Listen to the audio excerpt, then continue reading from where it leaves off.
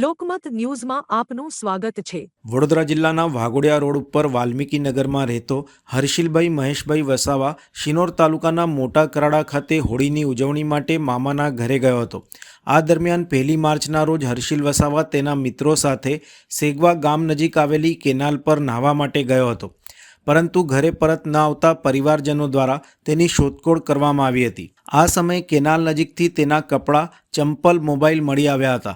બનાવને લઈને કરજણ અને વડોદરા મકરપુરા જીઆઈડીસીની ફાયર સ્ટેશનની ટીમે યુવકની શોધખોળ કરી હતી। 9 કિલોમીટર વિસ્તારમાં યુવકની શોધખોળ હાથ ધરાઈ હતી, જો કે તેનો પત્તો લાગ્યો ન હતો। આ દરમિયાન આજે સેગવા ગામ નજીકથી નર્મદા કેનાલમાંથી યુવકનો મૃતદેહ મળી આવ્યો હતો। 2 દિવસ સુધી ફાયર બ્રિગેડની ટીમે યુવકની શોધખોળ કરી હતી, જો કે યુવકનો કોઈ પત્તો લાગ્યો ન હતો। આજે ત્રીજા દિવસે યુવક જ્યાં ડૂબ્યો હતો ત્યાંથી માત્ર 300 મીટર દૂર મૃતદેહ પાણીમાં ઉપર આવી ગયો હતો, જેથી સ્થાનિક લોકોએ મૃતદેહને બહાર કાઢ્યો હતો અને પોલીસને જાણ કરી હતી। મૃતદેહને પીએમ અર્થે મોટા ફોફડિયા સામૂહિક આરોગ્ય કેન્દ્રમાં મોકલી આપવામાં આવ્યો હતો।